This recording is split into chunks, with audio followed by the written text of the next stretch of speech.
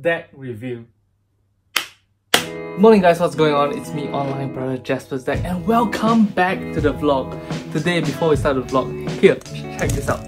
Yo, do you see that? Do you see how wide this screen is? Oh my gosh, so good. Sugoi desu ne. Yes, it is very sugoi. Look at how wide that screen is, and look at this website, the newdeckorder.com's website, and how if you want to buy yourself some Jaspas deck Cardistry Corner editions, you can get it right from this website. But enough jibber jabber, glibber glabber, let's get down to the deck review. Alright, so in today's deck review, what we're going to look at is one of these really old packages that came quite a while ago before I got like really tired of making deck reviews. And today we are going to open it because hey, I saved it for a day that I actually do want to do deck reviews. In fact, if you are a deck review fan and you want to see me open more decks and check out the cards and talk about the way the cards feel and the way the design works, you are in luck, because for the rest of December, I am probably most of the time gonna be doing deck reviews. Yes, that's right. In fact, because making deck reviews are so easy, you guys can count on the fact that I'm probably gonna make one every day. I think for the rest of the month, maybe.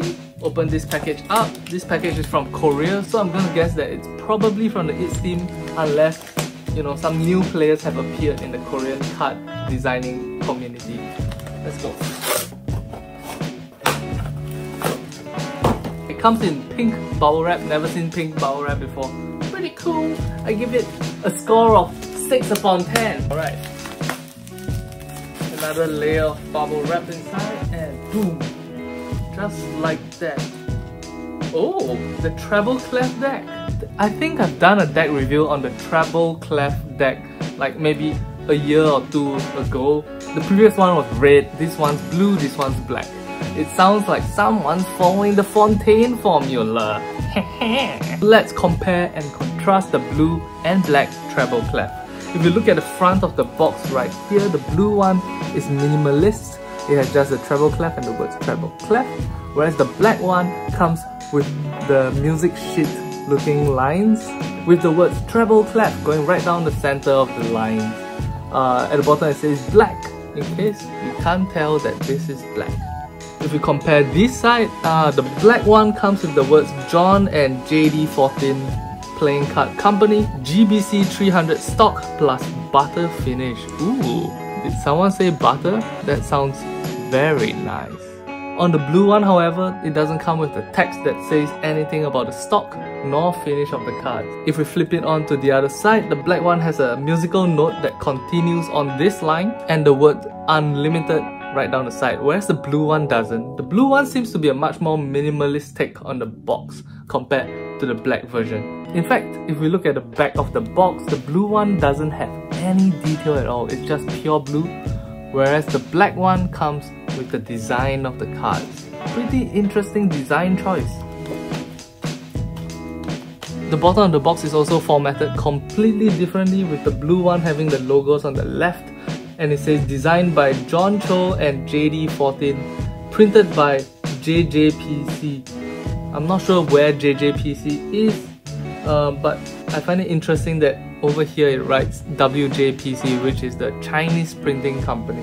And at the bottom it also says us.jd14presents.com is the website where you can get these cards from. Once again, the same website is stated at the bottom of the black box, http://us.jd14presents.com. The black one comes with a barcode at the bottom, but the blue one doesn't. I wonder why that is. Let's check out what's on the inside of both these decks. Pretty easy to use, easy test strip. Whereas the black one, does it come with a good, easy to do test strip? Come on WJPC, you got this. You got this, WJPC. Am I missing it? Oh, there it is. Nope, that's not it. That's not an easy test strip. Whereas the black one doesn't come with an equally easy to use test strip for the cellophane. The box itself doesn't come with the normal gloss finish that most playing cards come in. Instead, it comes with this matte finish. Listen.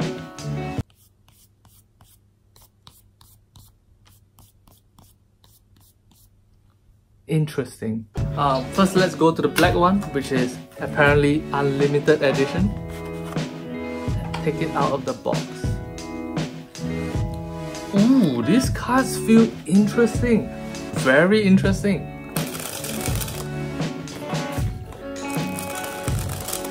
Ooh, these cards feel very interesting. For those of you guys who are bored of the usual USPCC or LPCC or EPCC playing cards, these cards feel completely different from them. It's a lot more sturdy, much more stiff. The corners are cut like glass. They feel super smooth. Okay, let's take a look at the cards that come in this deck.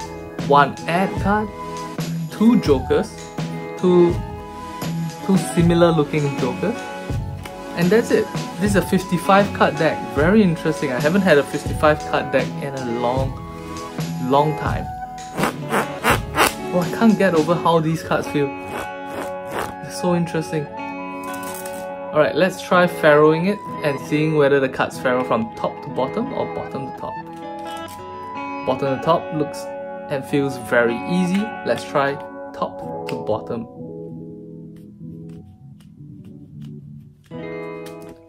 Top to bottom is way more difficult than bottom to top. It looks like these cards are way easier to farrow shuffle from the bottom to top. Interesting.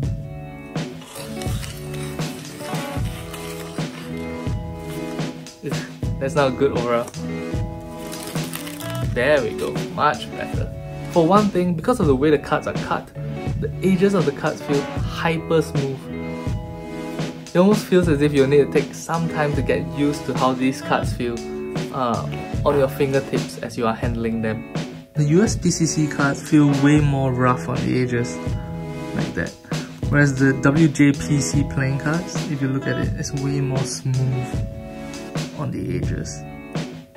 Are either of these ways of cutting the edge of a card better than the other? Absolutely not. But if you're someone who enjoys a new type of playing cards, a new type of handling for cardistry, do check out these cards. Very interesting.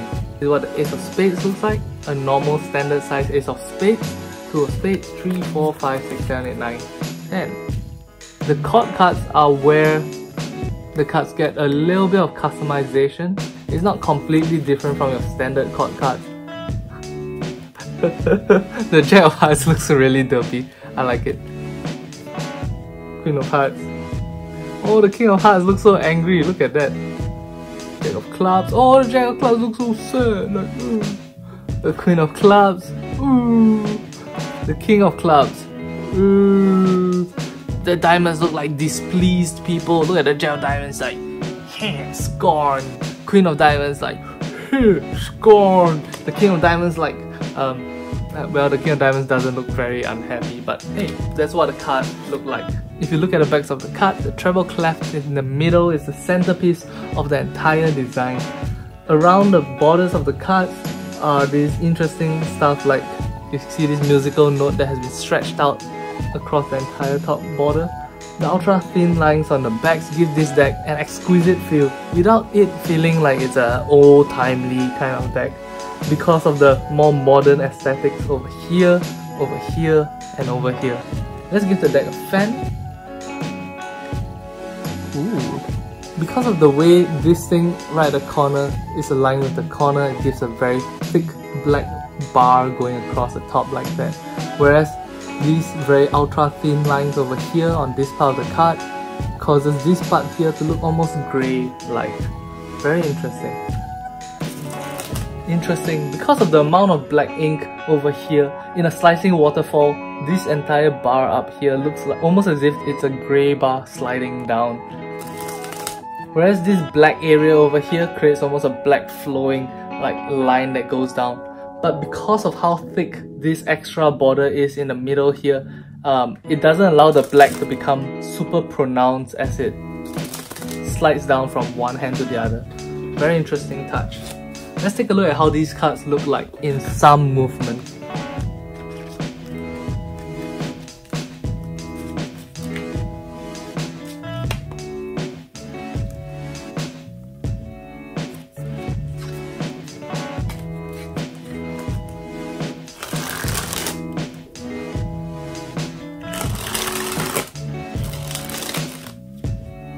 side effect of the cards being made out of a much more sturdy stock makes it so that when you're doing stuff like springs or waterfalls, you have to alter the amount of pressure that you apply onto the cards. Also, in two-handed cards, because of the way the cards are cut, sometimes you have to alter the way you grip the cards compared to when you're using a normal USPCC deck. I bet this snap sounds amazing. Oof! Do you hear that? That was super crisp. Alright, so let's get down to the blue Treble Clef deck. We open it up. Let's take a look. I expect most of this to be exactly the same. Okay, looking at the edges are exactly like the black ones. They are much more smooth than your typical USPCC playing cards. But when we look at the backs though, very much more minimalist than the black version of the cards. If we compare the blue and the black decks side by side, the blue one is way more minimalist than the black ones. Look at the amount of flourishes on the black ones, whereas the one in blue has much less. Even at the top, where the black one has all these flourishes right here, the blue one only has a little bit of thin lines right at the top.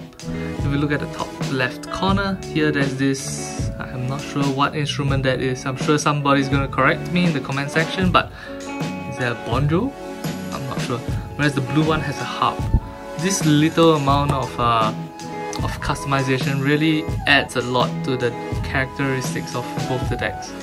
Even in the middle, when we compare the blue one and the black one, the blue one has this record vinyl CD floppy disk middle looking thing, whereas the black one is just the two treble clefs going straight into each other and spinning in the middle. I find it interesting that the black one, which has much more detail on the outsides right here, has less detail in the middle compared to the blue ones. Now let's take a look at the faces. Maybe there'll be more customization on the faces. And yes, there is. So in the Ace of Spades of the blue version of the Treble Clef playing cards, we don't get that smaller Ace of Spades design. Instead, we have this Treble Clef with the middle thing that I talked about just a moment ago, and musical notes streaming out from the middle, almost as if this deck of playing cards is trying to inspire you to do something artistic, whether it is music or cardistry. At the bottom of the cards, it says Treble Clef designed by JD14 and John Johann Cho. If we take a look at the 2, 3, 4, 5, 6, 7, 8, 9, 10 of spades, the indices look like they have been minimized compared to the black version of the cards. This is the black version of the Treble Clefs, and the indices here are pretty much standard size, whereas on the blue Treble Clefs, the indices are much smaller than your usual deck of playing cards. Now let's take a look at what the Jack, Queen and King look like. Oh wow! I think I recognize these. I think I remember these from the previous deck, the red Treble Clef playing cards. So here's a musician playing the horn, and here's another musician playing the violin, and here's a conductor, the King of Spades. The reds in these cards basically look like the USPCC reds. And here on the Jack of Diamonds, there is a musician playing the cello and the saxophone, and it's another conductor. Wait, what? We can have two conductors in one orchestra? That's not right. That's not right. That's not right, Mr. Cho. That's not right. King of Clubs, another conductor. This orchestra is gonna be a mess. There's someone playing the flute on the Queen of Clubs, and on the Jack of Clubs there is a trumpet horn thing. If we go over the King of Hearts, another conductor. This orchestra is insane. And another small cello, and finally a French horn tuba thing. And in a complete reversal of what I usually do, right at the end I'm going to talk about the two jokers. These are what they look like. Pretty cool. There is a double backer card of the black Treble Clefs with a blue back, and finally there is a marking system instruction video. Wait, what? It's a marked deck?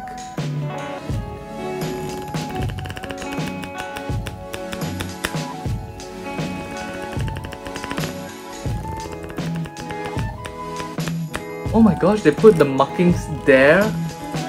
But it's gonna be so hard to use the markings to do magic.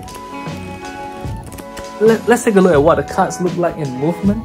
Let's go with some basic civil stuff. Ooh. Disappears.